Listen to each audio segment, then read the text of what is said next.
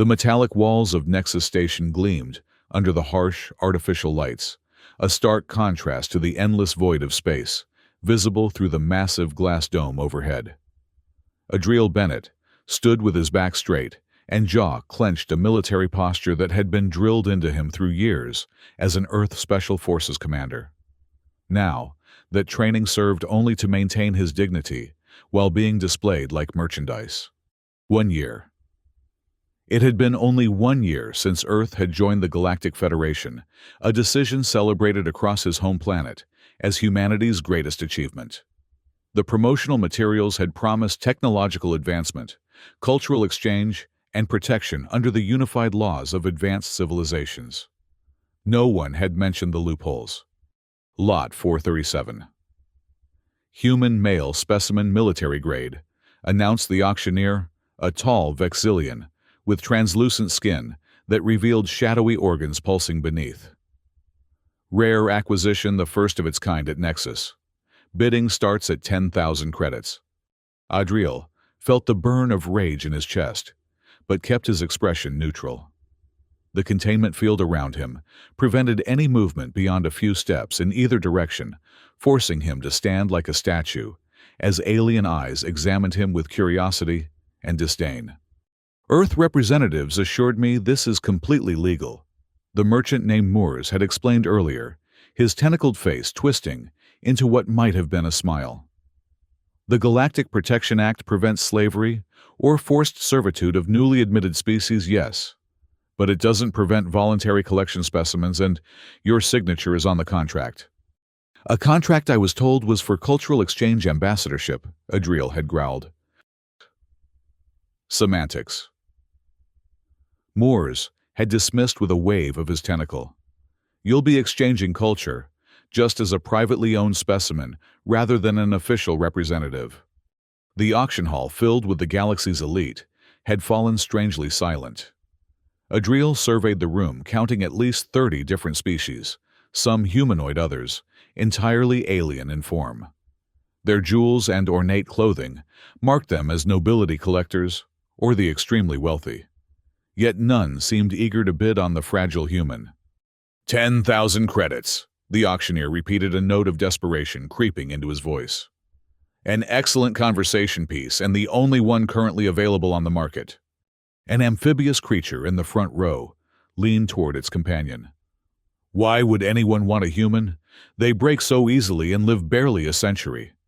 I heard their planet is mostly water, yet they can't even breathe in it, the companion replied with a gurgling laugh. Terribly inefficient design. Adriel clenched his fists, fury building, as his species' worth was casually dismissed. He had commanded elite forces, led missions that saved thousands, mastered combat techniques that these pampered aristocrats couldn't imagine. Now, he was reduced to a curiosity no one wanted to bid on. 12,000 came a hesitant bid from the back. 15 countered another voice lacking enthusiasm. The bidding crawled upward, reluctantly reaching 30,000 credits, when the massive doors at the rear of the auction hall slid open with a theatrical hiss. Conversations ceased instantly, and the assembled aliens turned as one. Several immediately dropped to kneeling positions, others bowed deeply at the waist. Through the doors glided a figure that commanded the room simply by existing. Tall and regal, with skin that shimmered like polished jade, she moved with ethereal grace. Crystalline wings, seemingly made of living gemstone, folded neatly against her back. A crown of spiraling horns adorned her head, intertwined with luminescent strands that might have been living light. The Jade Queen, someone whispered reverently. Queen Elira of the Marble Domain, announced a herald who had appeared beside the auctioneer. Her Majesty honors Nexus Station with her presence. The auctioneer nearly stumbled over himself in haste to bow. Your Majesty, we are unworthy of... Queen Elira raised a 6-fingered hand, silencing him instantly. Her eyes, faceted like diamonds, surveyed the room before landing on Adriel. Unlike the dismissive glances of the other bidders, her gaze was intense, evaluating. Continue, she commanded, her voice musical, yet authoritative. Of course, Your Majesty. We were at 30,000 credits for the human specimen. Queen Elira's attention remained fixed on Adriel as she spoke. 5 million credits. A collective gasp rippled through the auction hall. 5 million was not merely excessive. It was unprecedented for any living specimen, let alone a fragile human. The auctioneer seemed to have forgotten how to speak his mouth, opening and closing without producing sound. "Your Majesty," he finally stammered, "did you say 5 million credits?" "Do not make me repeat myself," she replied, her tone pleasant, but leaving no room for question. 5 million credits from Her Majesty, Queen Elira, the auctioneer announced, regaining his composure.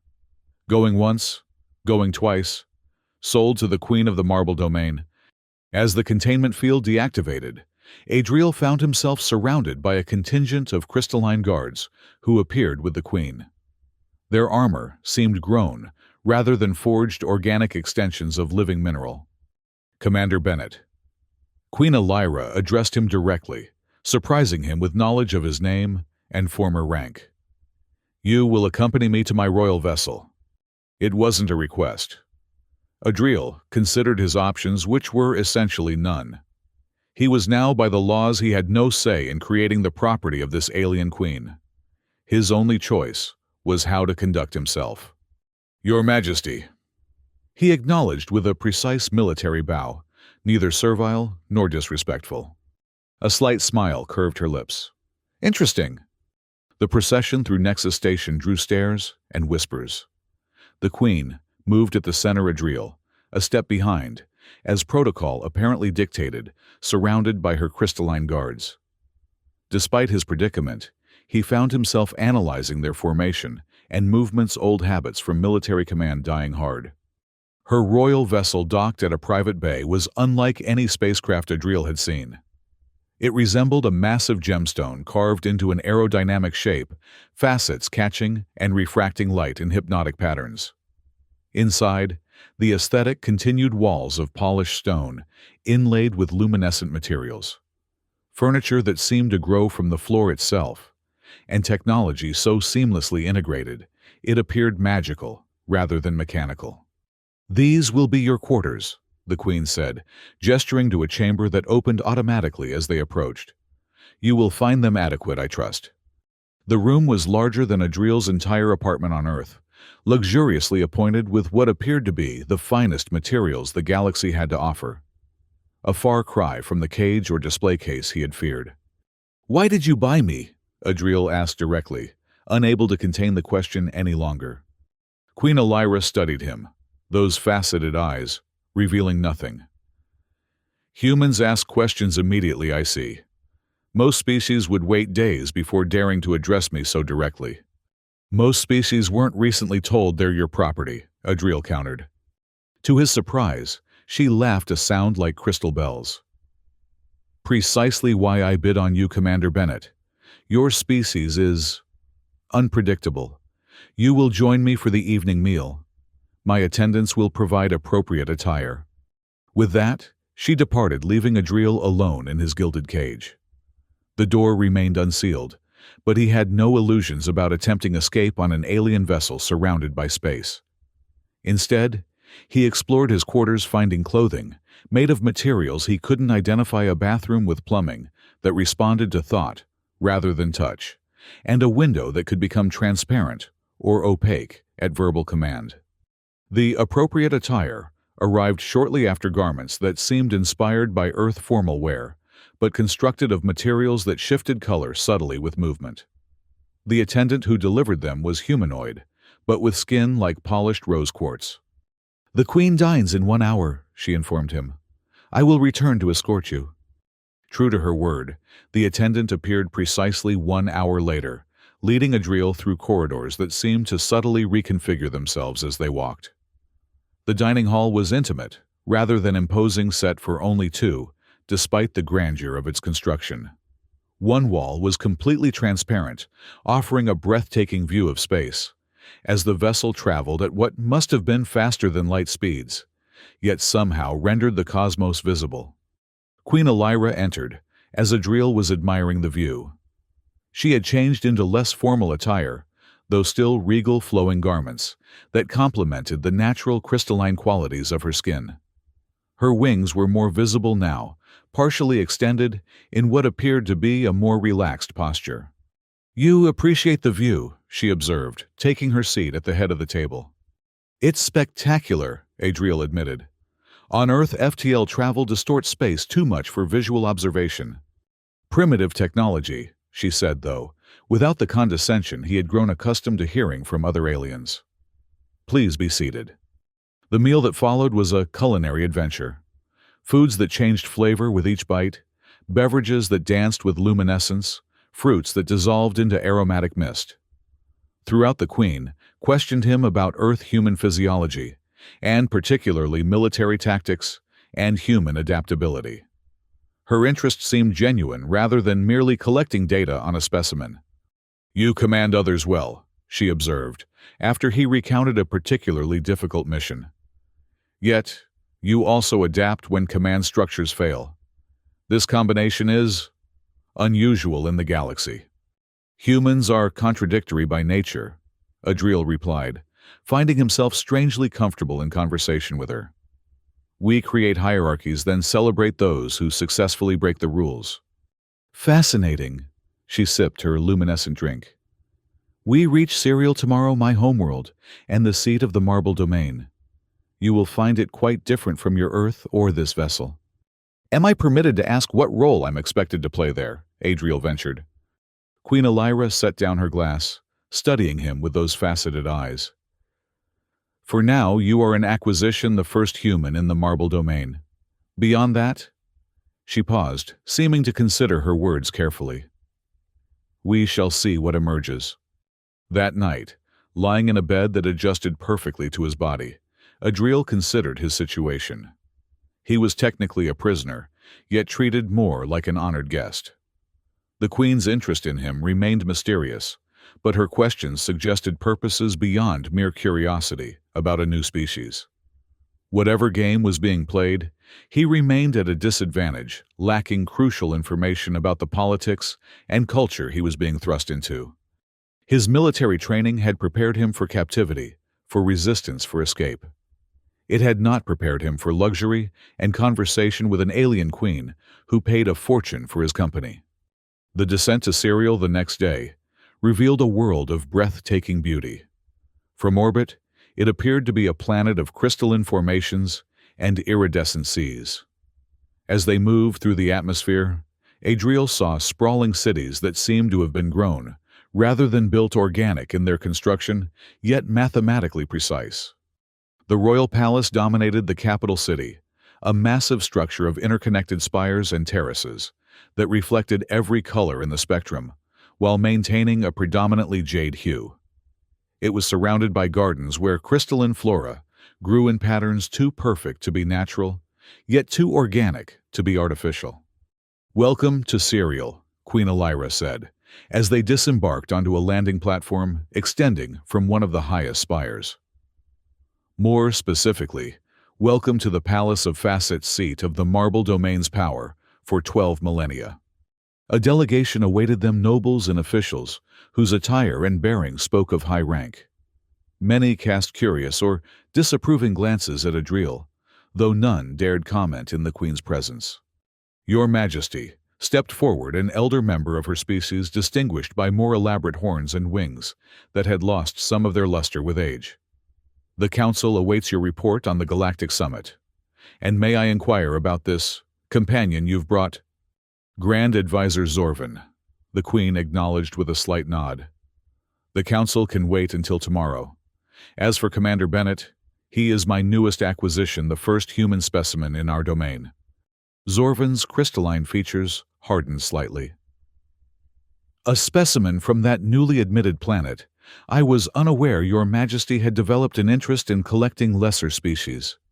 Adriel kept his expression neutral, despite the insult, watching the interaction carefully.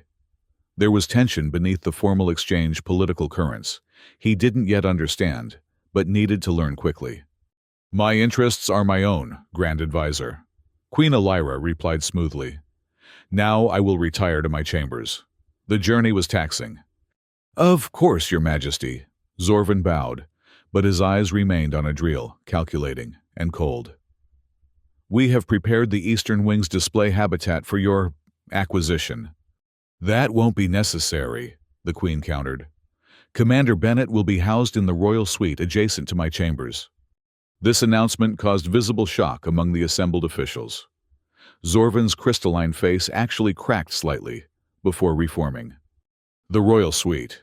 But your majesty, that's reserved for honored diplomatic guests and potential consorts, not for specimens. Are you questioning my decision, Grand Advisor? The Queen's voice remained pleasant, but a dangerous edge had entered it. Never, Your Majesty. I merely wish to ensure proper protocols are observed. Then observe this protocol. My will is law in the marble domain. Queen Elira turned to Adriel. Come, Commander. I will show you to your accommodations myself. As they walked through the palace corridors, Adriel processed the exchange he had witnessed. I seem to be the center of a political disagreement. I don't understand, he observed quietly. The Queen glanced at him approval in her expression. You perceive more than you reveal. Good. The marble court is a dangerous place for those who cannot read between words.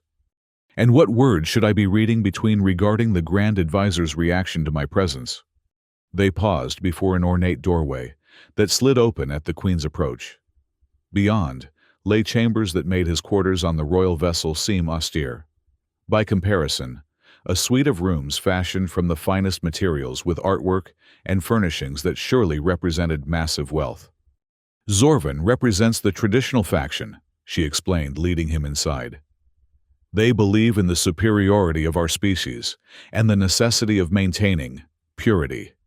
Your placement in the royal suite, traditionally reserved for potential consorts, will spark rumors and resistance. Adriel stopped abruptly. Potential consorts, is that why you purchased me? Queen Elira's crystalline features formed what might have been a smile.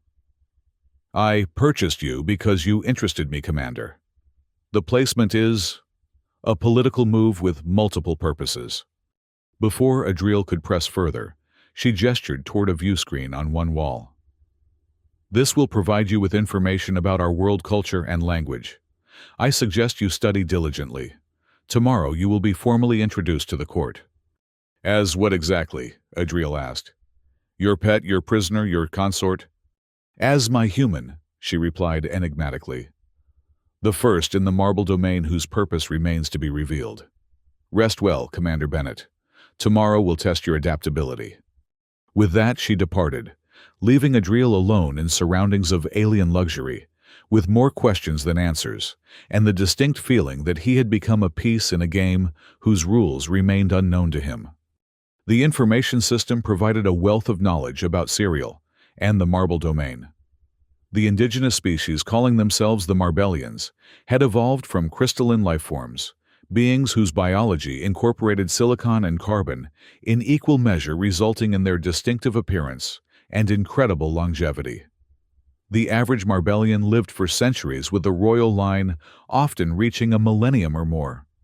The political structure was a constitutional monarchy, with Queen Elira holding significant power, but balanced by the Council of Facets, 12 advisors representing different regions and aspects of governance. Grand Advisor Zorvan Adriel had served 3 monarchs over his 800-year lifespan and wielded considerable influence among the traditionalist factions. Most fascinating to Adriel was the Marbellian approach to technology, a seamless integration of biological growth and mechanical precision. Their computers were living crystalline matrices, their vessels grown, rather than constructed, their weapons formed through guided evolution, rather than forging. He was deep in study when a chime announced a visitor.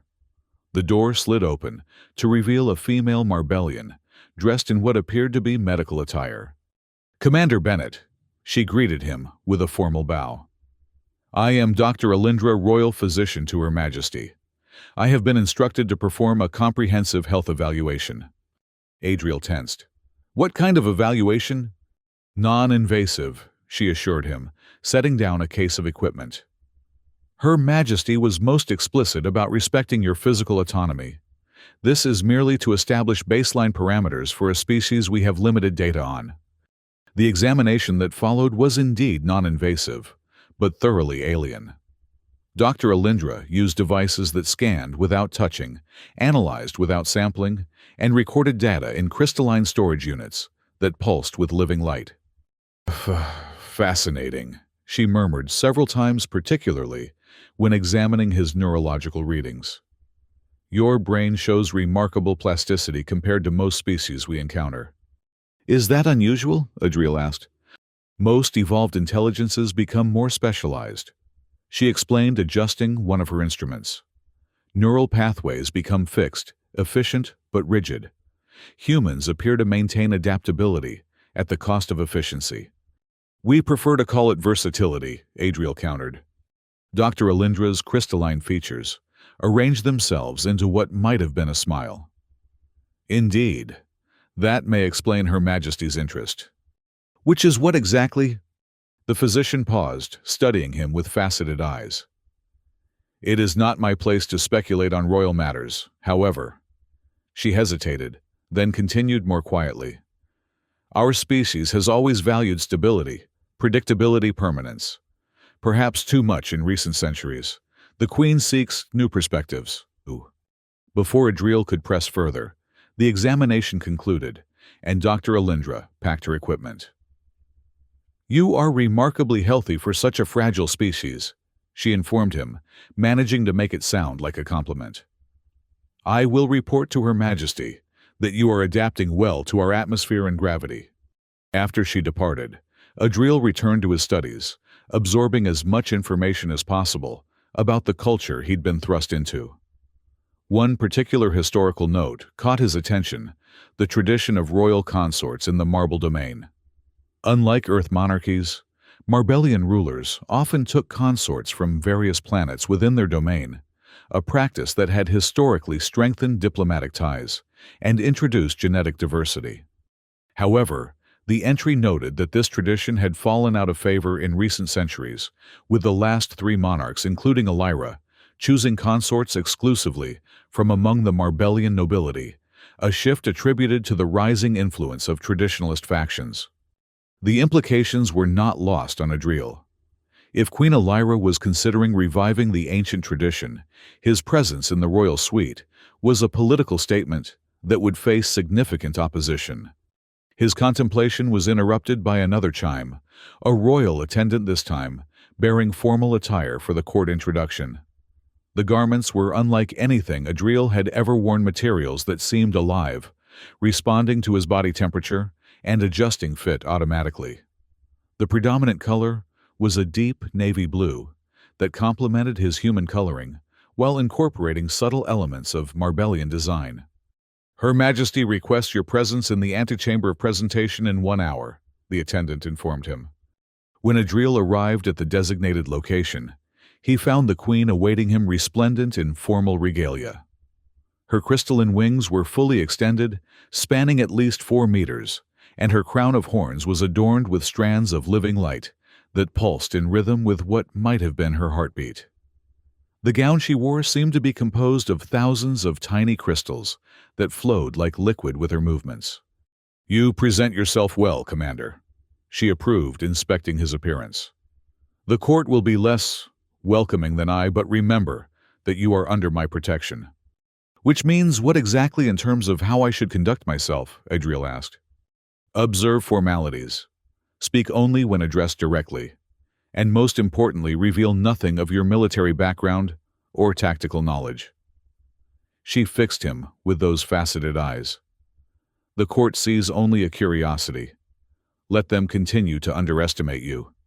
With those cryptic instructions, she led him toward massive doors that swung open automatically at her approach. Beyond lay the Grand Court, a vast chamber whose ceiling soared hundreds of meters overhead, supported by columns of living crystal that grew before his eyes, albeit imperceptibly slowly. The floor was a mosaic of precious materials, arranged in patterns that seemed to shift subtly as they walked. Hundreds of Marbellian nobles and officials lined the chamber, all turning to stare as the Queen entered with her human acquisition. Queen Elira processed to an elevated throne that appeared to have been grown from the floor itself. Adriel was directed to stand slightly behind, and to her right, a position that he noted traditionally belonged to a royal consort, according to his research. Grand Advisor Zorvan stood at the center of the chamber, his ancient crystalline form imposing despite his age. Her Royal Majesty Queen Elira, of the Marble Domain, sovereign of Serial, and its 12 sister worlds, custodian of the living crystal, has returned from the Galactic Summit and honors us with her presence. The assembled court bowed in unison, a ripple of movement accompanied by a sound like wind through crystal chimes. "We welcome your Majesty home," Zorvan continued, "and note with interest the companion you have brought to our sacred halls." "Not companion, Grand Advisor," the Queen corrected smoothly. "Commander Adriel Bennett of Earth is my acquisition, a representative of humanity, the newest species admitted to the Galactic Federation." Murmurs rippled through the court at this clarification. Zorvan's expression remained unreadable, but Adriel detected tension in his crystalline form. "An acquisition," Zorvan repeated, "yet housed in the royal suite and standing in the consort's position. Your Majesty honors this human with unprecedented status." "I honor nothing and no one, Grand Advisor. I exercise my royal prerogative as I see fit." The Queen's voice remained pleasant, but Adriel could sense the steel beneath her words. "Now, let us proceed with court matters. I believe there are trade agreements awaiting my review." The formal business of court continued for several hours, during which Adriel remained standing in his designated position, observing the complex interplay of politics and personalities.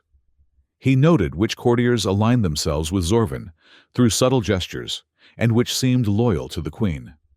He catalogued faces' names when mentioned, and apparent relationships, all information that might prove vital to his survival. Throughout the proceedings, he caught Marbellians casting glances his way, some curious, others disdainful, a few calculating. He maintained a dignified posture and neutral expression, following the Queen's instruction to reveal nothing. When court finally adjourned, Queen Elira led him back to the private royal chambers. Once the doors sealed behind them, she visibly relaxed her wings, folding slightly. "You conducted yourself well," she commented, moving to a crystal decanter that held a luminescent liquid. Many expected the human to gawk or fidget or display some other undignified behavior. "I commanded special forces," Adriel reminded her. "Standing at attention for hours was basic training." She poured 2 glasses of the luminescent beverage, offering one to him. "This is safe for human consumption." Dr. Alindra confirmed compatibility. Adriel accepted the glass cautiously. "You had your physician check compatibility before the examination she performed today." The Queen's expression shifted to something like approval. "Very observant, Commander. Yes, I had human physiology thoroughly researched before attending the auction." "You went to Nexus Station specifically to acquire a human," Adriel realized. "It wasn't a coincidence. I rarely act without purpose." She sipped her drink, watching him over the rim of her glass. "The question you should be asking is why." Adriel took a small sip of his own drink, finding it surprisingly pleasant with flavors that reminded him of citrus and honey while being entirely alien.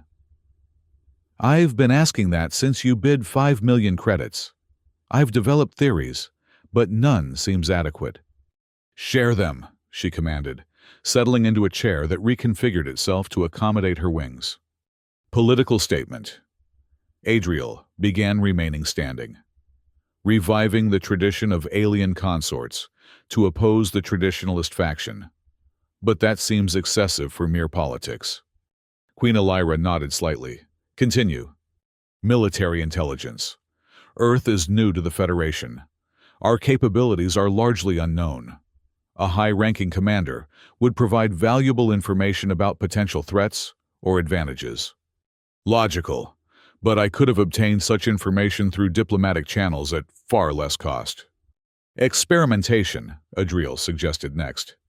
"Humans are new and physiologically different from Marbellians. Perhaps there's scientific interest. The Queen's crystalline features arranged themselves into a smile. Closer, but still insufficient. Adriel considered everything he had observed and learned about Marbellian culture. Connection, he said finally. Your species evolved toward stability and permanence. Crystalline structures, millennial lifespans, predictable patterns. Humans evolved for adaptability, contradiction, rapid change. We're opposing evolutionary strategies. You're interested in what happens when they interact. Queen Elira set down her glass, her faceted eyes gleaming with what might have been approval or amusement. Very good, Commander. You understand more than most would in your position. But not everything, Adriel pressed. No, she rose, moving to a crystalline panel that shimmered to life at her touch. There is another factor, one unique to our species' interaction, that neither I nor my researchers anticipated. The panel displayed neurological scans, one, distinctly human, one, clearly Marbellian. As Adriel watched, the patterns began to synchronize in specific regions. What am I looking at? He asked. The impossible, Queen Elira replied. These are comparative scans of your neural patterns and mine, taken during our conversations over the past 2 days. Dr. Alindra noticed the anomaly during your examination today. Adriel studied the display, recognizing enough from his military medical training to understand the implications. Our brains are harmonizing. Is that common between species? It is unprecedented, the Queen stated. Marbellian neurology is silicon-based, crystalline in structure. Human neurology is carbon-based, organic. They should not synchronize at all, let alone with such rapidity, and in these specific regions. Which regions? Those associated with empathic connection, spatial reasoning, and what your species calls intuition. She turned to face him directly. When I bid on you at Nexus Station, I felt a resonance. I dismissed it as curiosity. Now I understand it was the beginning of something far more significant. Adriel frowned, processing this information. What does it mean? It means, Commander Bennett, Queen Elira said quietly, that you and I are developing a neural link that transcends normal biological boundaries. In ancient times, my people called it crystalline resonance, a deep connection once common among Marbellians, but lost as our evolution favored stability over connectivity. And this is why you've placed me in the royal suite, why you're positioning me as a potential consort. I am positioning you where your emerging capabilities will be most useful. Her expression turned serious. The Marble Court is fracturing, Commander.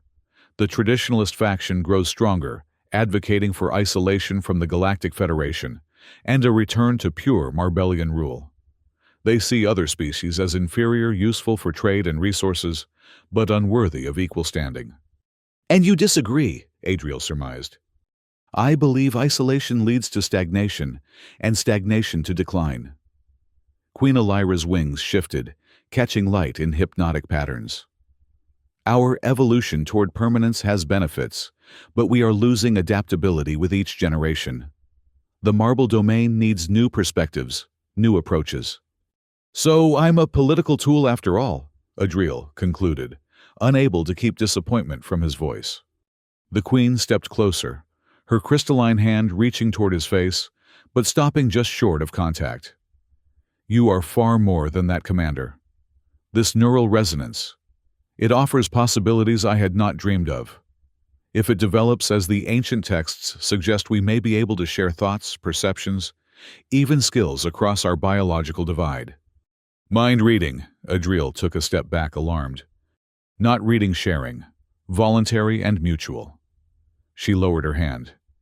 It would give us unprecedented advantage against those who would undermine the Federation alliance, and it would grant you power and position far beyond what any human has achieved in galactic politics. Assuming I want power in alien politics, Adriel countered. I was a military commander, not a politician. Yet you analyze court dynamics like a seasoned diplomat and assess threats like a royal guard captain, Queen Elira observed. Your adaptability extends to many domains, Commander. Before Adriel could respond, a urgent chime sounded. The Queen turned to the communication panel, which displayed a crystalline figure in guard armor. "Your Majesty," the guard's voice was tense. "We have detected unauthorized access to the royal security systems. Grand Advisor Zorvan requests your immediate presence in the strategic chamber." "Inform the Grand Advisor I will arrive shortly." After the communication ended, she turned back to Adriel. "This is unusual. Security breaches are rare in the Palace of Facets." "It could be a diversion," Adriel suggested, military instincts engaging instantly. "Or a trap." Queen Elira studied him. "Your instincts mirror my own concerns. Would you advise against my attendance?" "No, but I would advise caution and bringing protection you trust absolutely." He hesitated, then added, "And I would request to accompany you." "You offer yourself as protection." There was no mockery in her tone, only genuine curiosity. "I offer myself as an observer with different perspectives," Adriel clarified. "And yes, if necessary, as protection. I may be considered fragile by galactic standards, but I was considered lethal by Earth's." The Queen considered this, then nodded. "Very well, Commander. You will accompany me to the strategic chamber. But heed this warning: Grand Advisor Zorvan will view your presence as provocation. He expects me to leave you behind. Which makes bringing me a strategic choice," Adriel noted, "establishing that you won't behave as expected." Queen Elira's crystalline features formed what was definitely a smile. "Precisely. Perhaps this neural resonance is progressing faster than anticipated." The strategic chamber was located deep within the palace complex, accessible through corridors that reconfigured themselves multiple times during transit, a security measure that impressed Adriel with its elegance. Their procession included 4 crystalline guards led by a female captain, whose armor was more elaborate than the others. Captain Serafina, the Queen, introduced her quietly as they walked. "One of the few whose loyalty is absolute." The captain acknowledged Adriel with a formal nod that contained neither warmth nor hostility, professional respect that he returned in kind. The chamber itself was a marvel of Marbellian technology, a spherical room whose walls consisted entirely of living crystal displays, showing security feeds from across the palace and beyond. At the center stood a crystalline platform where Grand Advisor Zorvan waited, surrounded by security officials. His expression shifted momentarily to surprise, then disapproval when he saw Adriel. "Your Majesty, this is a matter of state security. The presence of an outsider is inappropriate." "Commander Bennett's presence is at my discretion." Grand Advisor, Queen Elira replied smoothly, ascending the platform. "Now explain this security breach." Zorvan hesitated fractionally before complying. "Our systems detected unauthorized access to the royal chamber's security protocols. The intrusion was sophisticated, bypassing 7 layers of crystalline encryption." "Origin?" the Queen asked. "Undetermined," one of the security officials answered. "The signature is unlike anything in our records." "Target?" Queen Elira's voice remained calm, but Adriel noted tension in her crystalline form. "The primary target appears to have been the atmospheric controls for the royal suite and your personal chambers," Zorvan reported, casting a meaningful glance at Adriel. "Secondary systems were also probed, including communication arrays and security overrides." "An assassination attempt," the Queen concluded, "targeted at both myself and Commander Bennett." Zorvan spread his hands in a gesture of concern. "It appears so, Your Majesty. Perhaps it would be wise to relocate your acquisition to more secure holdings until the threat is neutralized." Adriel remained silent, observing the interplay of politics beneath the security discussion. Zorvan's suggestion was logical on the surface, but served his agenda of removing Adriel from the Queen's inner circle. "What makes you believe separate holdings would be more secure?" Grand Advisor, Queen Elira challenged. "If royal chambers can be breached, surely secondary facilities would be even more vulnerable." "We could place guards." "The commander stays where he is," the Queen interrupted. "And I want a complete overhaul of palace security, with new encryption protocols generated by the living crystal itself, not programmed by potentially compromised staff." This command caused visible discomfort among the security officials. One stepped forward hesitantly. Your Majesty, direct communication with the living crystal for security protocols has not been attempted in generations. The traditional approach has failed, Queen Elira finished. We will return to older ways. Captain Serafina will oversee the transition personally. Zorvan's crystalline features hardened. Your Majesty places great trust in the captain, and in this human who has been among us barely 2 days. I place trust where experience proves it warranted, the Queen replied. Which is why you retain your position despite your obvious disapproval of my decisions, Grand Advisor. The rebuke was delivered with such polite precision that it took a moment for its full impact to register on Zorvan's face. When it did, fine cracks appeared briefly in his crystalline skin before smoothing over. I serve at your Majesty's pleasure, he responded stiffly, and speak only out of concern for your safety and the marble domain's stability. Your concern is noted. Queen Elira turned to Captain Serafina.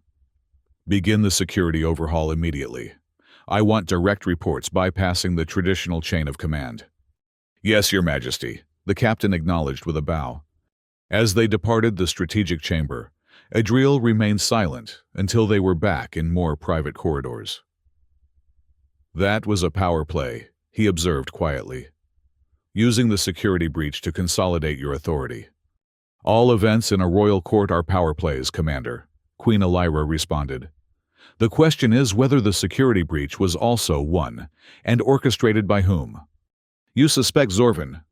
I suspect everyone who benefits from traditional power structures, she clarified. Zorvan merely represents their most visible face. He suggested separating us, Adriel noted, which indicates he perceives our connection as a threat. Or he simply wants you removed from court to minimize your influence. The Queen paused, studying him with those faceted eyes. What would you have done in your military role if faced with an unknown threat infiltrating your command center? Adriel considered the question seriously. I'd secure my most vulnerable assets, identify potential inside sources for the breach, and set up surveillance on all suspected parties, while appearing to follow standard protocols. And if you suspected the breach came from your second-in-command, I'd give them a task that appears to be a position of trust, but actually separates them from critical systems while keeping them under observation. Queen Elira's crystalline features formed a smile. Then you understand my next move. I will assign Grand Advisor Zorvan to represent me at the Provincial Assembly on Syrial's southern continent, an honor he cannot refuse, without revealing his opposition, yet one that removes him from the palace during our security overhaul. While Captain Serafina investigates whether the breach originated from his faction, Adriel concluded. Precisely. They had reached the royal chambers, and the Queen paused before the entrance. You think like a Marbellian strategist, despite your human impulsiveness. An interesting combination. Human adaptability with Marbellian precision, Adriel suggested. Perhaps that's what your neural resonance is creating. Perhaps. Her expression turned thoughtful. Tonight, we will attempt to strengthen that resonance deliberately. If someone is targeting both of us, our connection may be our greatest defense. The strengthening turned out to be a formal ritual, conducted in a private chamber within the Queen's personal suite. The room was circular, its walls embedded with crystals that pulsed with inner light. In the center stood 2 crystalline chairs, facing each other, connected by what appeared to be veins of living mineral running through the floor. Dr. Alindra was present, monitoring equipment arranged around the perimeter. This procedure has not been attempted with a non-Marbellian before, she cautioned, adjusting settings on a crystalline console. The traditional resonance ritual assumes compatible neural structures. Yet our scans show spontaneous compatibility already developing, Queen Elira reminded her, taking her position in one of the chairs. We are merely accelerating a natural process. Adriel hesitated before the second chair. What exactly should I expect? Resonance begins with emotional transference, Dr. Alindra explained. You may experience the Queen's emotions as if they were your own. With practice and deepening connection, more complex sharing becomes possible impressions, images eventually coherent thoughts. And the risks Adriel pressed. The physician's crystalline features arranged themselves in what might have been discomfort. Theoretically, neural overload, identity confusion, possibly permanent entanglement beyond what either party desires. That's quite a list of risks for something described as merely accelerating a natural process, Adriel noted dryly. Queen Elira regarded him steadily. I am not asking you to proceed without reservation, Commander. This is your choice. But know that while the risks exist, so do the potential benefits for both of us, and for what we might accomplish together. Adriel considered his options. Refusing would likely diminish his value in the Queen's eyes, while doing nothing to improve his overall situation. Agreeing opened unknown risks, but also possibilities for greater understanding and potential leverage. I'll proceed, he decided, taking his seat in the crystalline chair, which immediately adjusted to his human physiology. Excellent. Dr. Alindra approved, activating controls that caused the crystals embedded in the walls to pulse more rapidly. The ritual has 3 phases.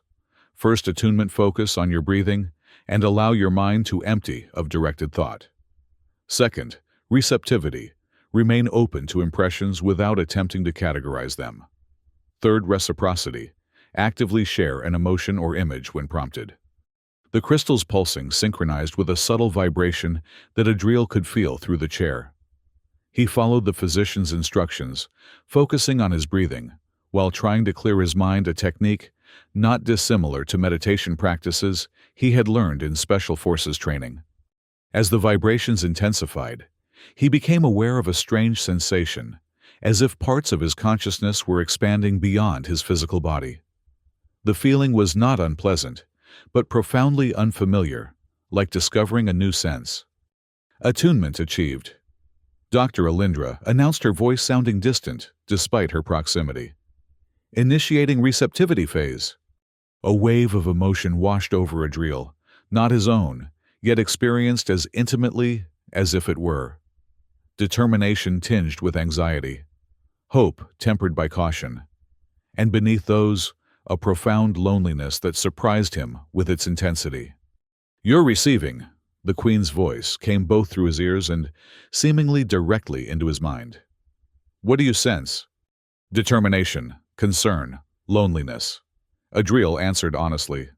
Are those your emotions? They are. Queen Elira's faceted eyes seemed to glow from within. Now, we move to reciprocity. Dr. Alindra will activate the final phase. Choose an emotion or image to share something significant. As the crystal's pulsing reached a new intensity, Adriel focused on a memory standing on a mountain peak at dawn after a difficult climb, watching sunlight spread across the landscape below, feeling simultaneously small against nature's vastness, yet powerful for having conquered the ascent. Queen Elira gasped softly. Contradiction, she whispered. Insignificance and triumph simultaneously. So human. The connection deepened, suddenly, unexpectedly. Adriel found himself experiencing not just emotions, but fragments of memory, not his own crystalline spires, viewed from flight on magnificent wings. The weight of a crown received in solemn ceremony, faces of Marbellian nobles blurred by time and repetition. This is progressing faster than anticipated. Dr. Alindra's voice came urgently. Perhaps we should... Continue, Queen Elira commanded. The resonance is strong but stable. The physician hesitated, but adjusted the controls as directed. The connection intensified further, and Adriel felt himself approaching a threshold, a barrier between individual consciousness that seemed about to dissolve. Then, abruptly, alarm cut through the connection, sharp and urgent, originating from the Queen. Adriel's eyes snapped open to see her crystalline form rigid with tension. Something's wrong, she stated, rising from her chair. The palace defenses... The chamber door burst open, revealing Captain Serafina in combat stance. Your Majesty, we have intruders. The security systems have been compromised at multiple points. The resonance ritual broken, Adriel stood military instincts fully engaged. How many where? At least 12 entities approaching through 3 corridors. The captain reported briskly, acknowledging Adriel's question without hesitation. Royal Guard is responding, but the attackers have weaponry that disrupts our crystalline armor. Queen Elira moved with decisive grace. Secure these chambers, Captain. Dr. Alindra, activate the emergency protocols for the living crystal. As the others moved to comply, Adriel assessed their tactical situation. Your Majesty, is there an evacuation route from these chambers? Several, she confirmed. But leaving would abandon the palace to whoever orchestrated this attack. Sometimes, tactical retreat preserves strategic advantage, Adriel countered, especially when leadership is the likely target. Before the Queen could respond, the lighting throughout the chamber flickered. Dr. Alindra looked up from her console in alarm. They're targeting the power matrices. The living crystal is under attack at its core systems. A distant sound of crystalline structures shattering echoed through the corridors. Captain Serafina positioned herself at the door, weapon ready. They're closer than reported. Communications must be compromised as well. Adriel surveyed the room. Military training automatically cataloging potential weapons, defensive positions, and escape routes. How many guards can we count on with absolute certainty?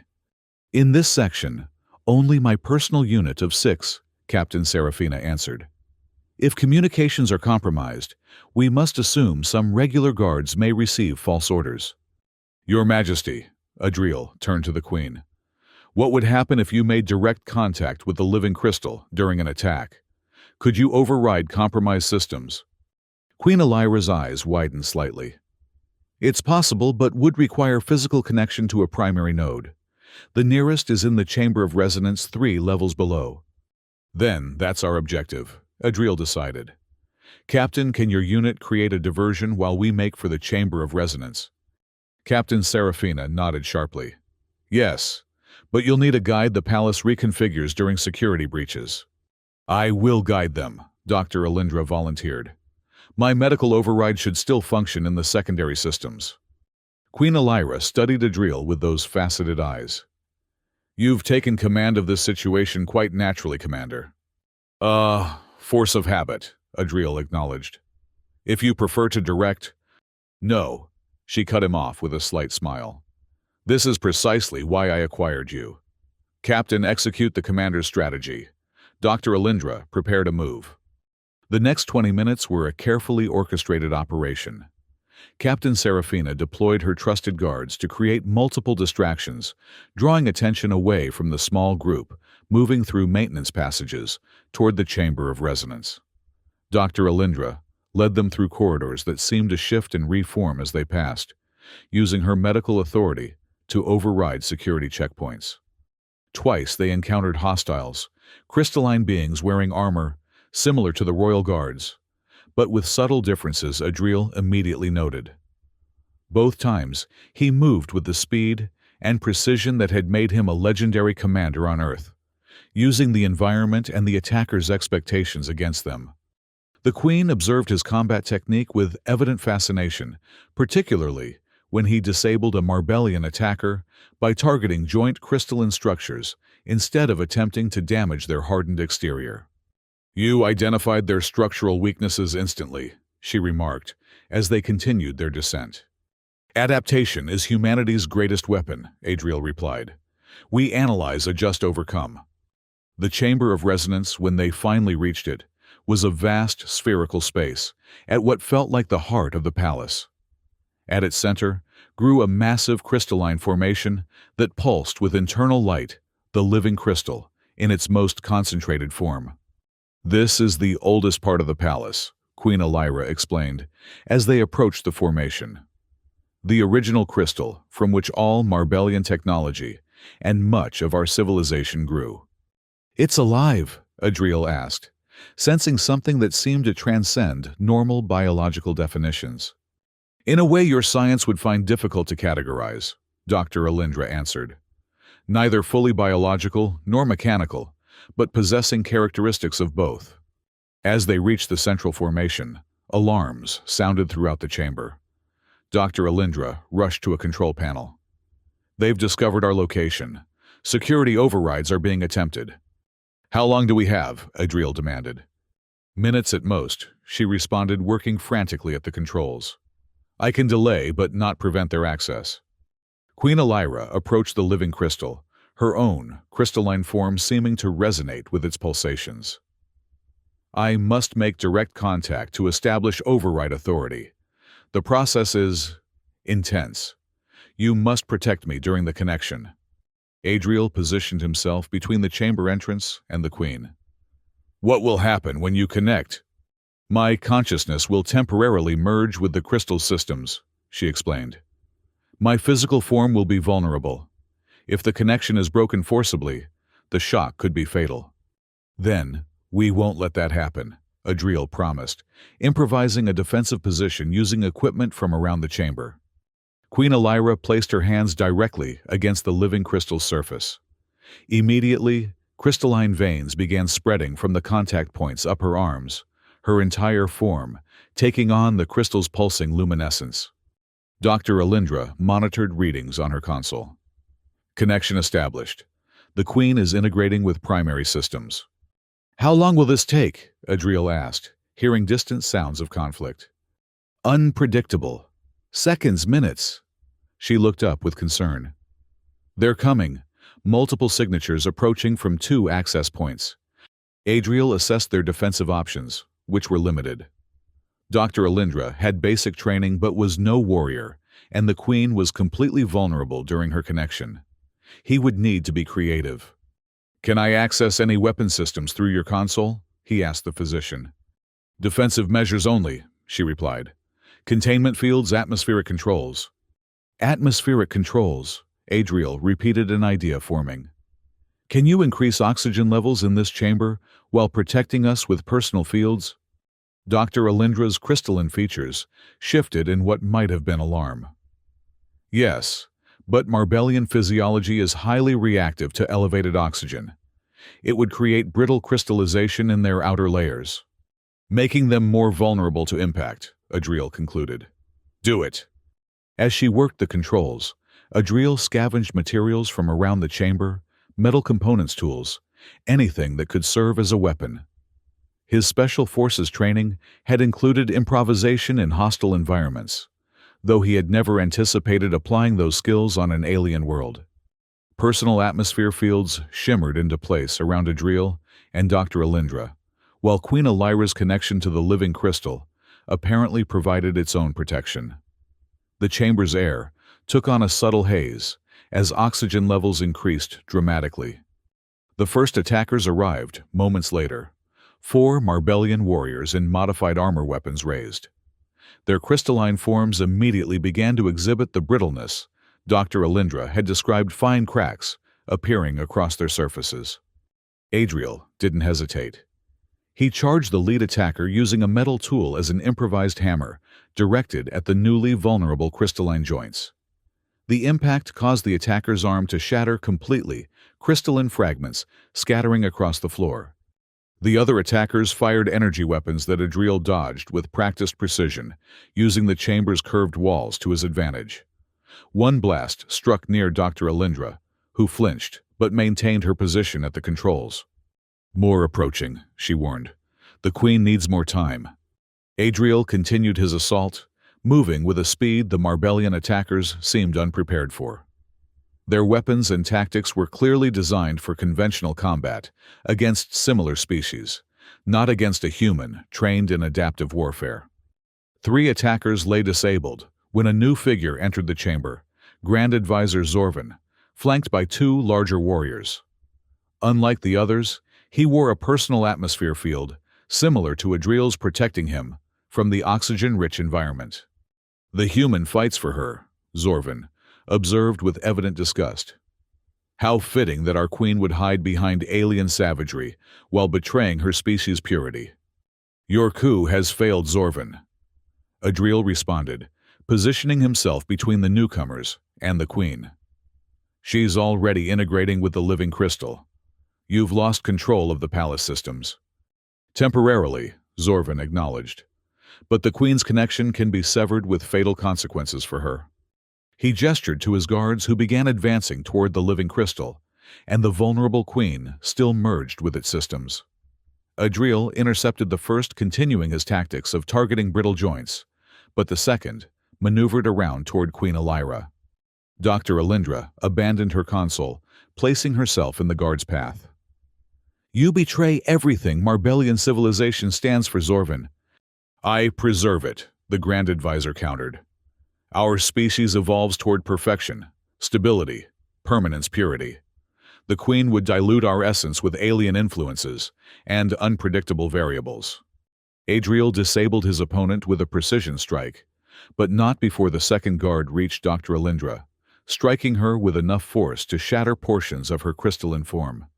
She collapsed, her personal atmosphere field flickering out. "No!" Adriel shouted, diving toward the Queen, as the guard raised his weapon to sever her connection to the living crystal. What happened next occurred so rapidly that Adriel could hardly process it. As his body moved to intercept the attack, he felt a sudden surge through the neural connection established earlier with Queen Elira. Not just emotion or memory, but something deeper. Knowledge, understanding, skills that were not his own. His hands moved in patterns he had never learned, tracing crystalline structures in the air that solidified into reality. A defensive barrier formed between the Queen and her attacker, deflecting the weapon's energy back on the guard, who shattered instantly. Zorvan stared in shock. Impossible! No human could manipulate crystalline matrices. Not alone. Adriel agreed, feeling the Queen's consciousness partially merged with his own, through their connection providing knowledge of Marbellian defensive techniques. But we are not alone. The living crystal pulsed with increasing intensity, and throughout the chamber, crystalline growths began forming, rapidly encasing Zorvan and his remaining guard in transparent prisons that hardened around them. Queen Elira's form separated from the main crystal, the veins that had spread across her body receding gradually. She turned, her faceted eyes glowing with internal light that slowly faded to their normal brilliance. "The palace is secure," she announced. "Loyal guards are neutralizing remaining insurgents. Captain Serafina has control of security systems." Adriel moved immediately to Dr. Alindra, who lay injured but conscious. "She needs medical attention." "It is being arranged," the Queen assured him, her voice carrying new authority. "All systems respond to my command now. The living crystal has recognized me as its true sovereign, and you as my chosen consort." "Consort." Adriel echoed the word, landing with new significance. Queen Elira approached him, her crystalline features forming a smile that seemed more expressive than any he had seen from her before. "The resonance between us has progressed beyond anything recorded in Marbellian history. You accessed Marbellian defensive techniques through our connection techniques that require centuries to master." Zorvan's voice came from within his crystalline prison, distorted but audible. "This abomination will destroy everything our civilization has built. The Council will never accept a human consort." "The Council will recognize the strength our union represents," Queen Elira countered calmly. "Adaptability with permanence, innovation with tradition.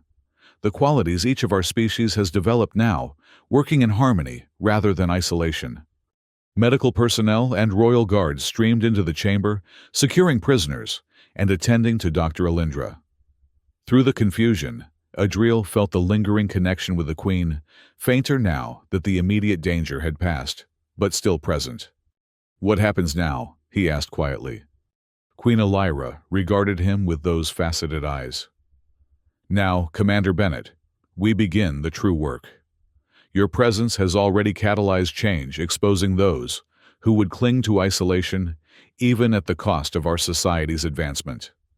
Together, we will forge a new path for the Marble Domain, one that embraces the strength found in diversity, rather than fearing it."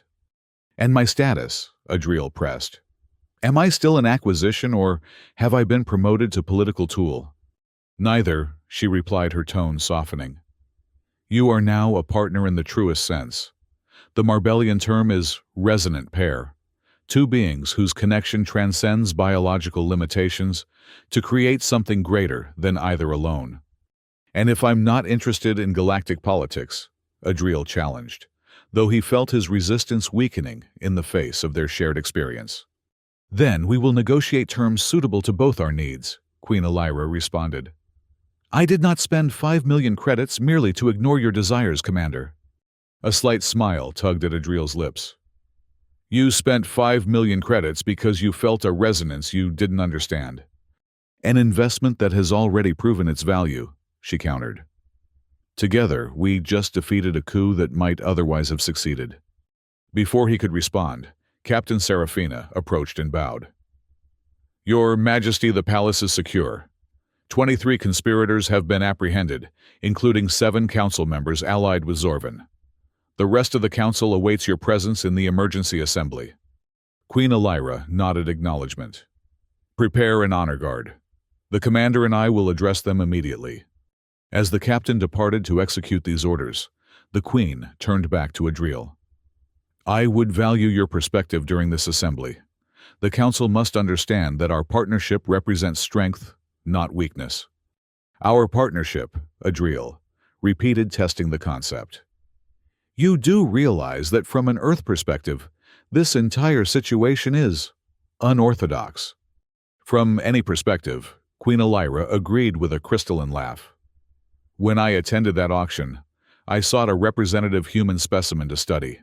Instead, I found a resonance partner who can share consciousness across biological barriers and help reshape galactic politics. And I was just looking for a cultural exchange program that didn't involve being sold at auction, Adriel remarked dryly. Life seldom follows anticipated paths, the Queen replied. The question is whether you are willing to walk this unexpected one with me.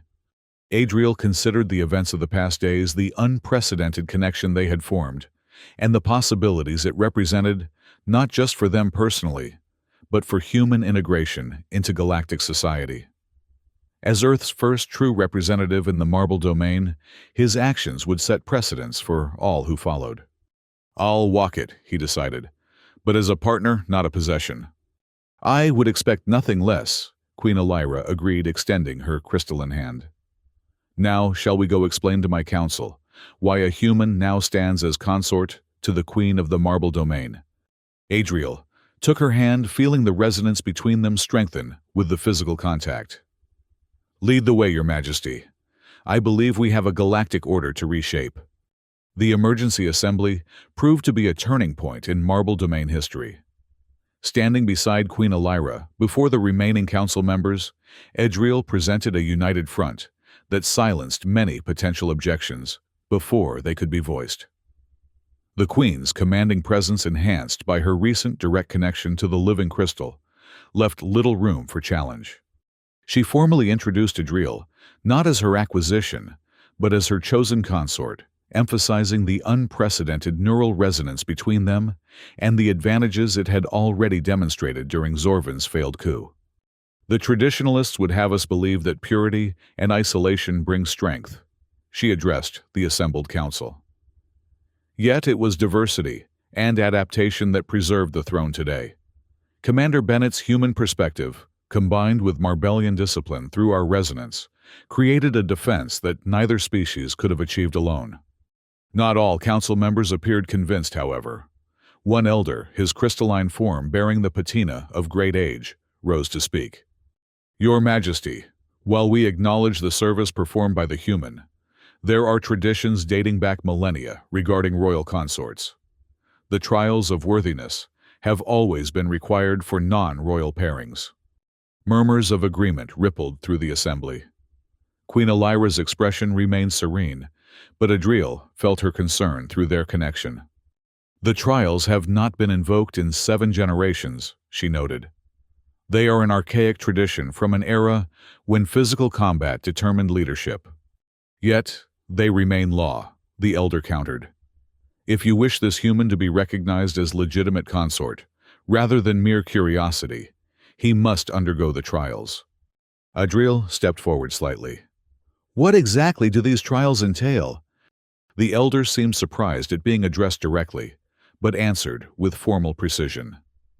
3 challenges: strength to prove physical worthiness, wisdom to demonstrate intellectual capability, and loyalty to confirm devotion to the marble domain above all else. And who determines the specific nature of these challenges? Adriel pressed. Traditionally, the challenger to the consort's position, the elder explained.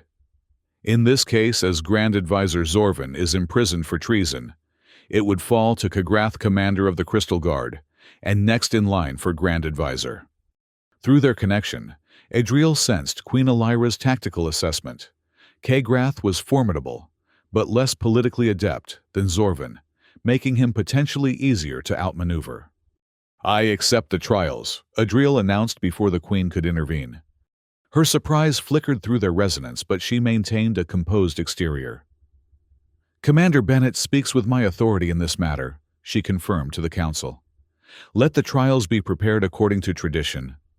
As the assembly concluded, and they returned to royal chambers, Queen Elira turned to him with concern, evident in her faceted eyes. "The trials are not merely ceremonial, Commander. Many Marbellians have died attempting them." "Humans are adaptable," Adriel reminded her, "and we have an advantage they don't anticipate. Our resonance," she concluded, understanding his meaning. "But using it during the trials could be perceived as cheating." "Only if detected," Adriel pointed out. "Besides, the purpose isn't to win by Marbellian rules, but to demonstrate that human-Marbellian partnership brings unique strengths. What better way than through these trials?" The Queen studied him, her crystalline features softening. "You've embraced the situation with remarkable adaptability." Special forces training," Adriel explained with a slight smile. "Adapt to circumstances, identify advantages, execute decisive action. Though I admit alien neural bonding wasn't covered in the manual." The trials were scheduled for 3 days later, enough time for preparation, but not enough to develop new strategies.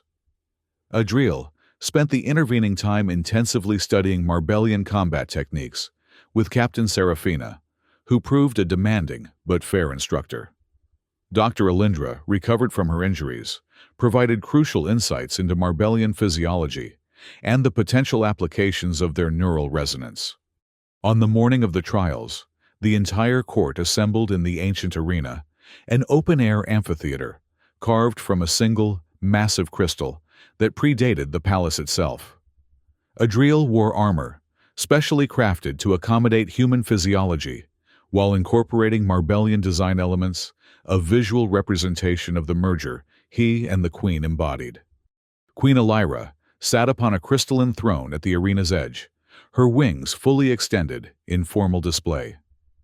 Beside her, empty consort's throne, stood Kagrath, commander of the Crystal Guard, a towering Marbellian, whose crystalline form bore the marks of countless battles, facets scarred yet polished by experience. "The human accepts the trials of worthiness," Kagrath announced to the assembled court, his voice resonating through the crystalline amphitheater. "I stand as challenger representing the traditions of the marble domain." The formal proceedings continued with ritual declarations and invocations of ancient laws. Throughout, Adriel maintained the poised military bearing that had served him well in diplomatic situations on Earth, his expression revealing nothing of his strategic calculations. "The first trial is strength," Kagrath declared finally. "As challenger, I have selected crystal combat as the test." This announcement caused a ripple of reaction through the court. Crystal combat was notoriously demanding, even for Marbellians requiring manipulation of crystalline energy in addition to physical prowess. "Do you accept this challenge, human?" Kagrath asked, a note of satisfaction in his voice. "I accept," Adriel replied without hesitation. Servants brought forth battle staves crafted from living crystal weapons that responded to their wielder's energy and intent as much as physical movement. Kagrath received his with practiced ease, the crystal immediately glowing with resonant energy. When Adriel was presented with his staff, the crystal remained dormant, causing murmurs among the spectators. "The weapon does not acknowledge him," someone observed loudly enough to be heard. Adriel ignored the commentary, taking position at one end of the arena.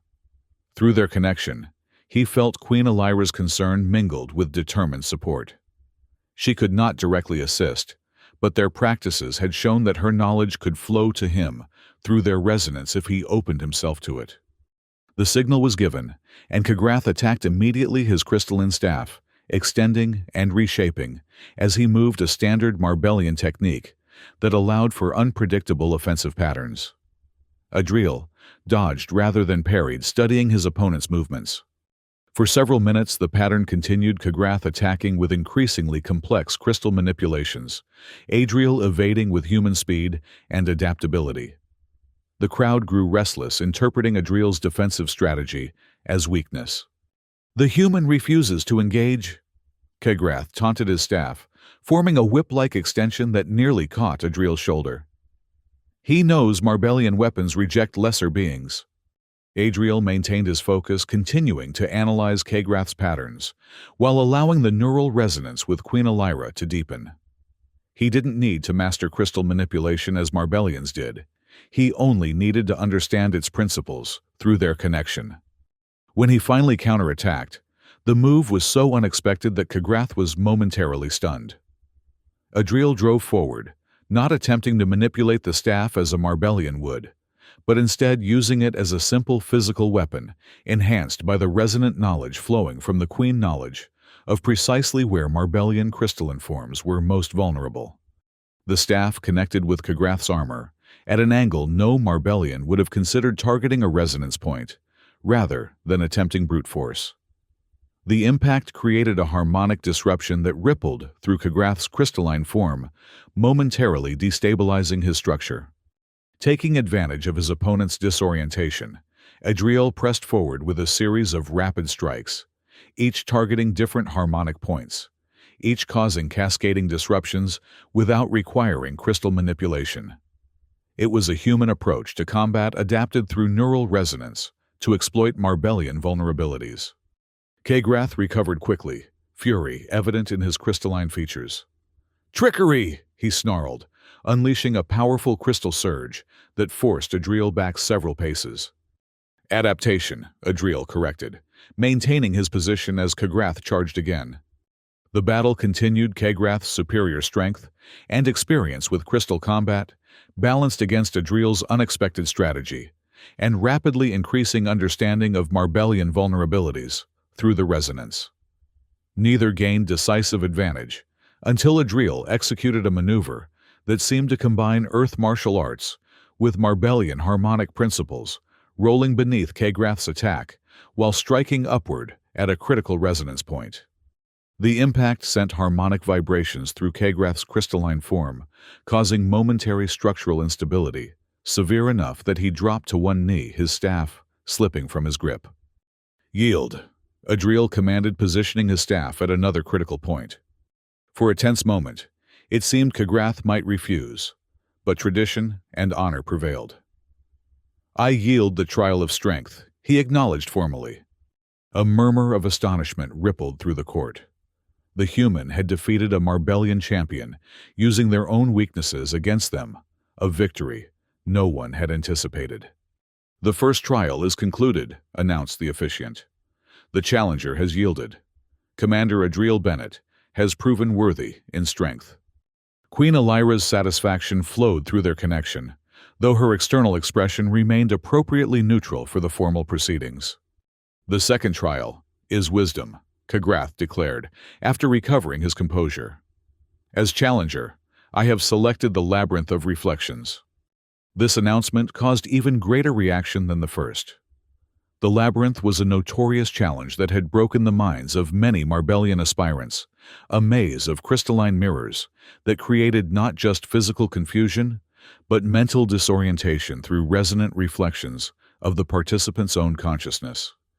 "Do you accept this challenge, human?" Kagrath asked, confidence returning to his voice. "I accept," Adriel replied, though through their connection, Queen Elira could sense his concern at facing an entirely alien mental challenge. The court processed to an ancient section of the palace, where the labyrinth had been constructed millennia ago.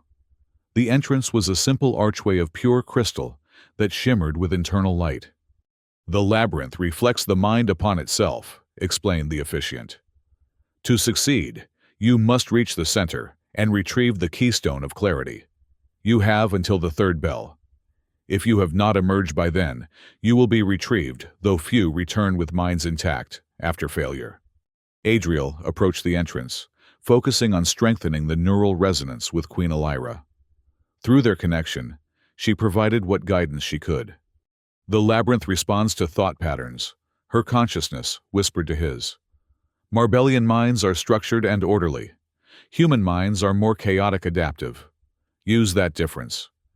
With a nod of acknowledgement to both the officiant and the queen, Adriel stepped through the archway into the labyrinth. Inside, reality seemed to fracture. Crystalline surfaces surrounded him, each reflecting not just his physical form, but seemingly aspects of his consciousness. Memories played across some surfaces: Earth landscapes, military missions, childhood moments he'd nearly forgotten. Other surfaces showed distorted versions of himself, some stronger, some weaker, some barely recognizable as human. "Focus," Adriel muttered to himself, drawing on his special forces training for mental discipline. Rather than fighting the disorientation, he allowed his consciousness to expand into it, embracing the chaos, rather than attempting to impose order as a Marbellian would. Through the resonance, he sensed Queen Elira's presence, not directing, but supporting a tether to reality amid the fractured reflections. Her crystalline thought patterns provided contrast to his own, helping him distinguish between actual pathways and mental projections. As he progressed deeper into the labyrinth, the reflections became more personal, more challenging. One surface showed him in his former glory as an Earth commander. Another displayed him as nothing more than a curiosity in an alien collection. Fears, hopes, contradictions, all exposed and magnified. "The labyrinth seeks to trap you in patterns," Queen Elira's consciousness advised through their connection. Marbellians become locked in recursive thoughts, seeking perfect solutions. Humans adapt and overcome. Adriel completed understanding intuitively what she was suggesting. Rather than searching for the single correct path as a Marbellian, Adriel began creating his own paths, using the reflective chaos to his advantage, redirecting mental energy in unpredictable patterns that the labyrinth couldn't anticipate or counter. Where a Marbellian would seek harmony, he introduced deliberate discord. Where they would establish patterns, he created random variations. The labyrinth, designed to challenge ordered Marbellian minds, struggled to contain the adaptive chaos of human consciousness, enhanced by military training. Pathways that should have led to dead ends suddenly connected. Reflections that should have trapped him in recursive thoughts instead became doorways to new approaches. At the center, Adriel found what he sought: the keystone of clarity, a perfectly faceted crystal floating above a pedestal. As he reached for it, one final challenge manifested a reflection of himself, as he might become fully integrated into Marbellian society, but having lost his human essence. This is what they fear. He realized, understanding Zorvan's perspective with sudden clarity. Not that I'll fail, but that I'll succeed while remaining human. That adaptation might prove superior to permanence. With that insight, Adriel took the keystone, feeling its resonance align with his consciousness. The pathway out of the labyrinth appeared straightforward, now that he held the key to perceiving reality amid reflections. When he emerged well before the third bell, the assembled court reacted with stunned silence. No one, it seemed, had expected the human to complete the labyrinth challenge, let alone return with full mental coherence. "The second trial is concluded," announced the officiant, unable to keep surprise from his voice. "Commander Adriel Bennett has proven worthy in wisdom." Queen Elira's satisfaction flowed through their connection stronger now, after their shared navigation of the labyrinth. Kegrath's crystalline features had hardened with tension, fractional cracks appearing, and healing constantly, a sign of extreme stress in Marbellians. "The third trial is loyalty," Kegrath declared, his voice carrying an edge of desperation. As challenger, I have selected the Crystal Heart Revelation. This announcement silenced even the whispers among the court. The Crystal Heart was the most sacred and dangerous of the traditional trials, a test that connected the participant directly to the living crystal at its most primordial level, exposing their deepest motivations and loyalties, without possibility of deception. "Do you accept this challenge, human?" Kagrath asked, confidence returning, at having selected a trial that no outsider could possibly pass. Through their connection, Adriel felt Queen Elira's genuine concern. This was no mere physical or mental challenge, but something that touched the core of Marbellian civilization, a test designed to validate absolute loyalty to their species and traditions. "I accept," Adriel replied after a moment's consideration, with one condition. "Conditions are not permitted in the trials," Kagrath objected immediately. "Ancient law permits modification when the challenged is not of Marbellian birth." Queen Elira interjected her formal voice, carrying across the amphitheater. "State your condition, Commander Bennett." "That the result be judged not only by Marbellian standards of loyalty, but by the outcome's benefit to the Marble Domain's future," Adriel requested. "Loyalty should serve purpose, not merely tradition." The court erupted in mixed reactions, some outraged, others intrigued by this quintessentially human perspective. After consultation among the elders, the officiant nodded in agreement. "The condition is accepted under ancient provision. The Crystal Heart will judge loyalty through both traditional measures and benefit to the domain's future." The final trial took place in the deepest chamber beneath the palace, a cavern that predated Marbellian civilization itself, where the original living crystal had first been discovered millennia ago. Here, a heart-shaped formation pulsed with primordial energy, its facets infinitely complex, its light shifting through colors beyond human visual capacity. "The Crystal Heart sees all truth," the officiant explained, as Adriel was positioned before it. "It will examine your deepest loyalties, your core motivations. For a Marbellian, connection to the heart is challenging, but natural. For a non-Marbellian—" He trailed off, leaving the implication clear. "No outsider has ever attempted this trial." Kagrath added satisfaction evident in his tone. "The Crystal Heart will reveal your alienness, your fundamental inability to prioritize the Marble Domain above your human origins." Adriel stood before the Crystal Heart, feeling its ancient power radiating toward him. Through their resonance, Queen Elira offered what guidance she could. "Do not resist its examination," her consciousness advised. "The heart does not seek deception, but fundamental truth. Show it who you truly are, not who you think it wants you to be." As the connection ritual began, crystalline veins, similar to those Adriel had witnessed when Queen Elira merged with the living crystal, extended toward him. The moment they made contact with his skin, his consciousness expanded exponentially, far beyond even what their resonance had prepared him for. The Crystal Heart wasn't merely examining him, it was experiencing him in his entirety, from first childhood memory to present moment.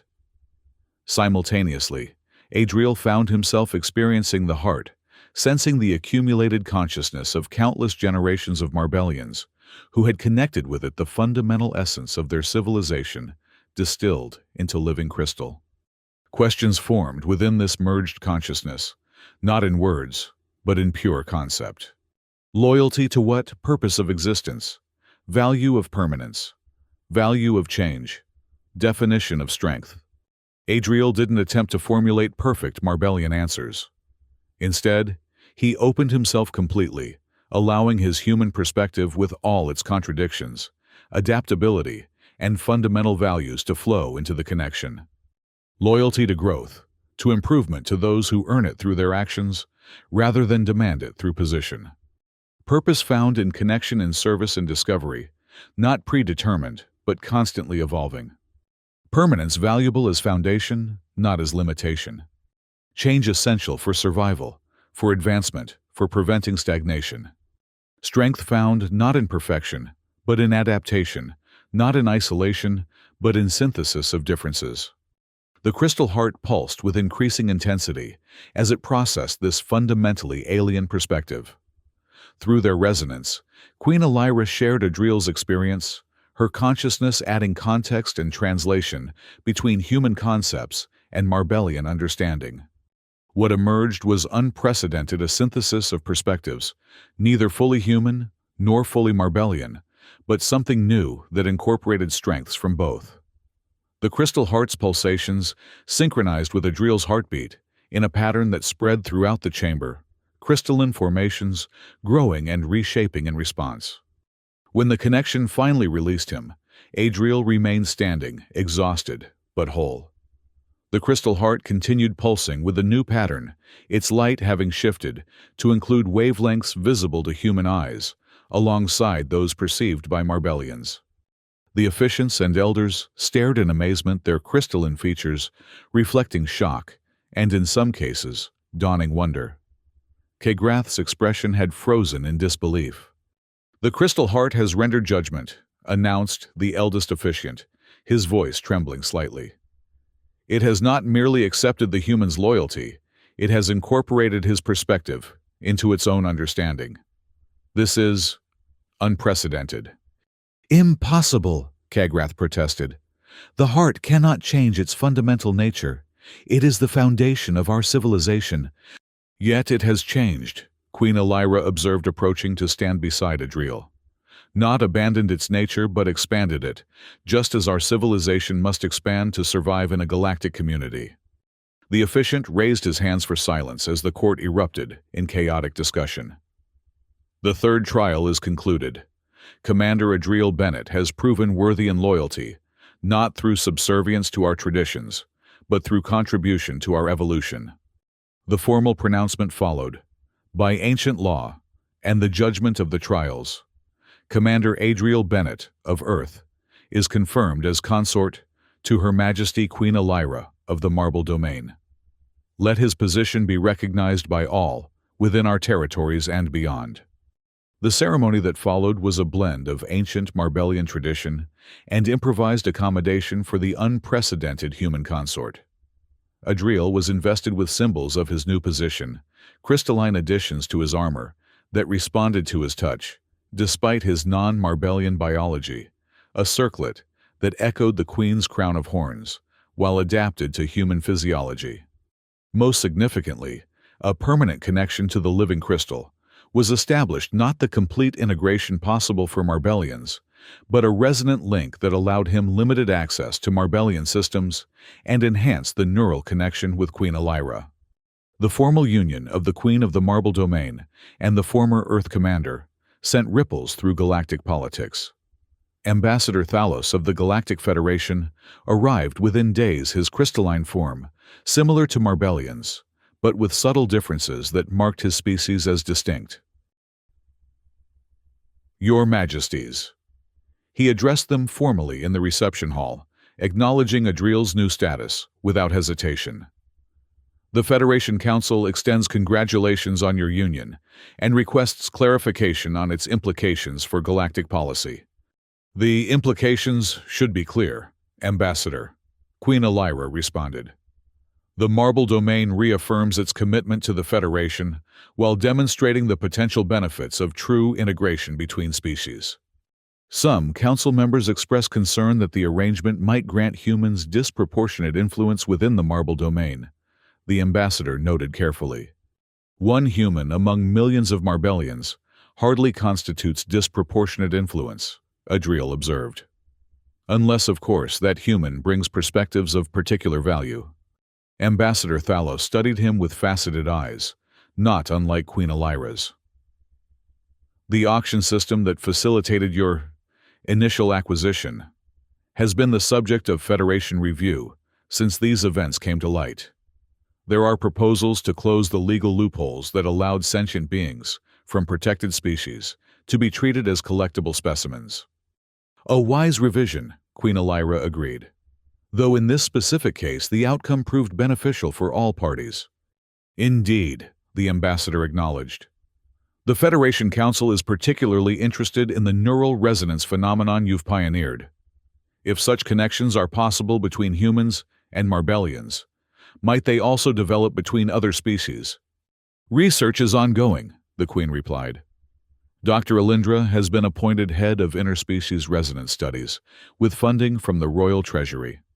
The diplomatic discussions continued for hours, establishing new protocols for human-Marbellian relations and potential expansion of similar connections with other compatible species. Throughout, Adriel found himself drawing on both his military background and the growing reservoir of Marbellian knowledge available through his resonance with the Queen, navigating complex political currents with increasing skill. When they finally retired to their private chambers, Queen Elira's crystalline features relaxed into a genuine expression of satisfaction. "You've adapted to courtly politics with impressive speed, consort." Special Forces training included diplomatic missions, Adriel reminded her with a slight smile, though admittedly on a planetary rather than galactic scale. Through their resonance, he sensed her contemplating the changes already flowing from their Union traditionalist factions, grudgingly accommodating new perspectives. Scientific advancements, accelerating through cross-species collaboration, diplomatic relationships strengthening through demonstrated openness to integration. "You know," Adriel observed, "when I signed up for that cultural exchange program, I expected to learn about alien civilizations, maybe facilitate some basic trade agreements. Becoming royal consort to a crystalline queen through neural resonance was definitely not in the brochure." Queen Elira's laughter came like crystal bells. "And when I attended that auction, I expected to acquire an interesting specimen for study, not a partner who would help transform my civilization's future." Life seldom follows anticipated paths. Adriel echoed her earlier words. The question is whether we make the most of unexpected opportunities. "I believe we have made an acceptable beginning," she agreed, extending her crystalline hand toward him, a gesture that had become habitual, strengthening their resonance through physical contact. Though much remains to be accomplished. As their fingers met, the neural connection deepened, sharing thoughts and perceptions across biological barriers once considered insurmountable. In that shared consciousness, possibilities unfolded not just for them personally, but for their respective species and the galactic community they now helped shape. The former Earth Commander and the Marble Domain's Queen stood together at the intersection of two evolutionary paths, one defined by adaptability, the other by permanence, creating something stronger than either could achieve alone. What had begun as an auction purchase had transformed into a partnership with implications spanning worlds. "A fragile human," Adriel mused, recalling the dismissive comments at the auction. Who would have bid on such a specimen? Someone who recognized that apparent fragility might conceal unexpected strength. Queen Elira replied, her faceted eyes gleaming with the light of shared purpose. Just as apparent permanence might mask hidden brittleness. Together, they turned toward the viewing window that displayed the crystal spires of the capital city against the backdrop of stars.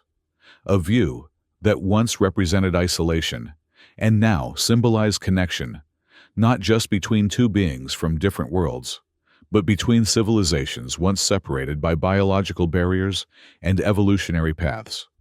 The Queen had wanted him indeed, not as curiosity or specimen, but as catalyst for transformation.